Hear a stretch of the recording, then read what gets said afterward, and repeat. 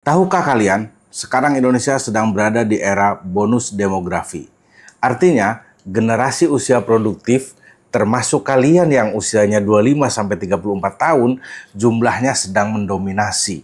Tapi pertanyaannya, apakah kita siap mengubah bonus ini jadi kekuatan?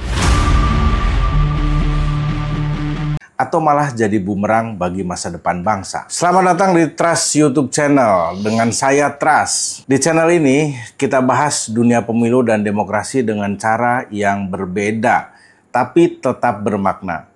Dan untuk kalian yang baru pertama kali mampir, jangan lupa subscribe karena sayang sekali kalau kalian cuma nonton tanpa ikut gabung dengan kami. Mari kita berangkat dari fakta bahwa Indonesia saat ini berada dalam periode bonus demografi yang akan mencapai puncaknya pada tahun 2035.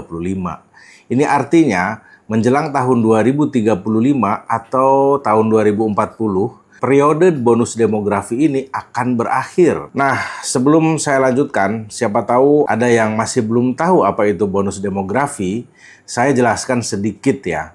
Jadi bonus demografi itu adalah fenomena saat proporsi penduduk usia produktif jauh lebih besar dibandingkan dengan penduduk usia non-produktif.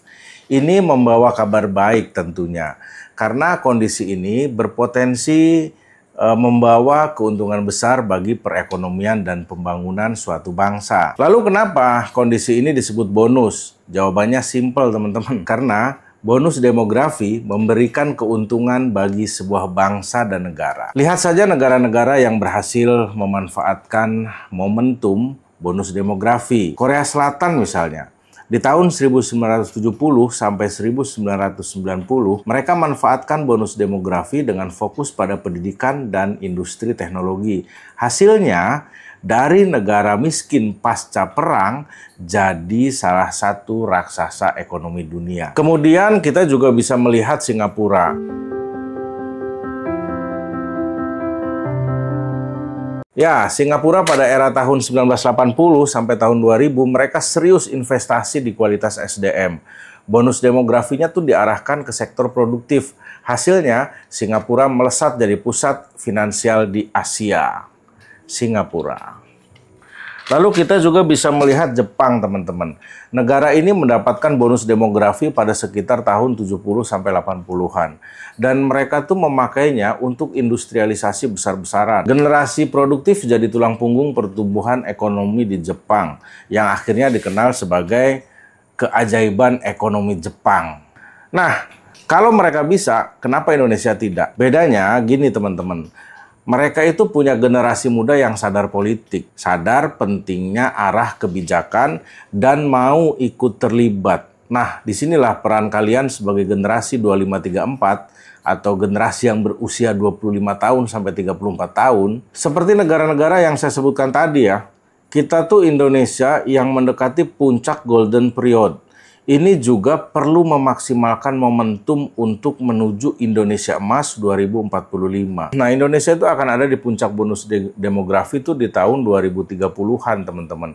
Dan setelah itu kita akan pada posisi istilahnya tuh aging population, yang berarti jumlah penduduk usia produktif akan mulai menurun dan usia non-produktif akan meningkat. Nah, kelompok usia 25-34 itu adalah motor penggerak demokrasi di Indonesia. Ini adalah mesin bangsa untuk melaju menuju Indonesia Emas 2045, di mana Indonesia tuh sedang banjir usia produktif kritis dan memiliki wajah digital natif yang menguntungkan jika kita berhasil memanfaatkan momentum untuk meningkatkan produktivitas dan inovasi di bidang teknologi sebagai modal besar bagi pertumbuhan ekonomi bangsa. Disinilah tantangan kita untuk mengoptimalkan kualitas sumber daya manusia, termasuk kemampuan berpikir kritis dan benar. Nah, kelompok usia ini memiliki potensi untuk mengasah dan mengembangkan kemampuan. Kalian yang berada di kategori usia 25-34 silahkan tinggalkan komentar. Tulis kata hadir di kolom komentar agar dunia melihatmu. Prinsipnya gini, teman-teman. Kalau generasi ini aktif, ya, maka Indonesia tuh bisa memiliki kekuatan yang sangat besar di tahun 2045. Indonesia Emas. Tapi sebaliknya kawan-kawan, kalau Jikalau generasi yang menjadi bonus demografi ini pasif, waduh, bencana ini kawan. Bencana. Alih-alih menguntungkan, justru bonus demografi ini menjadi petaka bagi Indonesia. Usia produktif meningkat, tapi kualitas SDM dan lapangan kerja tidak memadai. Akibatnya apa? Angkatan kerja tidak terserap, angka pengangguran naik, ketergantungan pada bantuan sosial menjadi semakin tinggi. Walhasil, potensi konflik sosial meningkat karena ketidakpercayaan terhadap sistem pemerintahan yang dijalankan oleh lembaga eksekutif dan lembaga legislatif. Oke teman-teman, bicara soal kegagalan memanfaatkan bonus demografi, kita bisa belajar dari pengalaman buruk di negara Brazil ya. Brazil tuh mengalami puncak bonus demografinya di tahun 2005 sampai 2020 dengan proporsi penduduk usia produktif mencapai lebih dari 68%. Tapi yang terjadi di sana adalah ekonomi stagnan karena korupsi dan manajemen fiskal yang buruk. Kemudian selain itu juga terjadi krisis yang berulang. Kita bisa melihat bagaimana skandal Petrobras, perusahaan minyak nasional di Brazil yang memicu hilangnya kepercayaan publik kepada pemerintah dan partai politik. Kasus ini tuh terus bergulir sejak tahun 2014 sampai dengan sekarang dan disebut-sebut sebagai salah satu skandal korupsi terbesar di dunia.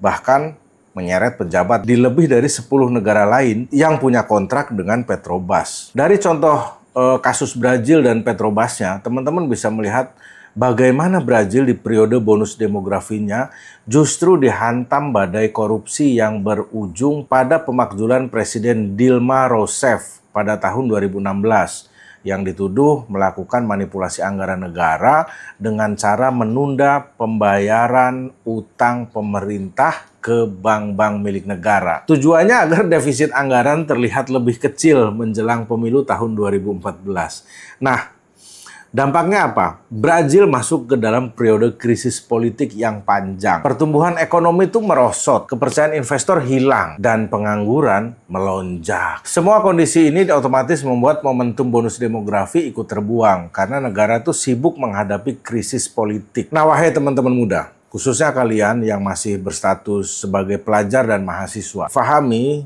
bahwa partisipasi politik itu adalah kunci memanfaatkan bonus demografi. Dengan ikut memilih, terlibat, dan kritis, generasi muda bisa menentukan arah kebijakan ekonomi, pendidikan, dan teknologi. Bayangkan saja, satu suara dari generasi produktif tuh sama artinya dengan menentukan masa depan jutaan orang lain. Itulah bagaimana Jepang sukses memanfaatkan bonus demografi di tahun 70-80-an dengan investasi SDM. Sementara Brazil justru gagal karena generasi mudanya tidak terserap dalam sistem politik dan ekonomi. Hasilnya apa? Instabilitas sosial dan politik. Nah, sekarang lalu bagaimana dengan Indonesia? Kalau boleh saya katakan, saat ini nih Indonesia ada di persimpangan di antara memilih menjadi Jepang atau menjadi Brazil dalam tanda kutip. Dan kalian generasi 2534 adalah generasi emas yang menentukan wajah demokrasi di era digital. Suara kalian bisa memastikan demokrasi kita tidak jatuh ke tangan politik uang, korupsi, dan oligarki. Jangan biarkan peluang emas ini hilang hanya karena cuek politik atau termakan hoax. Nah, kalau kalian merasa generasi 25-34 tahun itu penting, buktikan dengan like video ini, share ke teman kalian, dan jangan lupa tuliskan pendapat kalian di kolom komentar. Diskusi sehat kita mulai dari sini. Bonus demografi adalah peluang emas yang hanya datang sekali dalam sejarah bangsa. Generasi kalian, kalian yang berusia 25-34 tahun adalah aktor utamanya. Kalau kalian melek politik dan demokrasi, bonus ini jadi kekuatan besar menuju Indonesia Emas tahun 2045. Tapi, kalau kalian pasif, bonus bisa berubah jadi beban negara. Sekarang, kalian nggak boleh jadi penonton pasif. Jangan pernah menjadi penonton pasif. Ayo, kita mulai dengan cara klik subscribe sekarang. Karena setiap subscribe dari kalian adalah kontribusi nyata untuk membangun demokrasi yang lebih bermakna. Saya Trust, sampai jumpa di konten berikutnya. Ingat, bonus demografi ada di tangan kita. Salam demokrasi bermakna.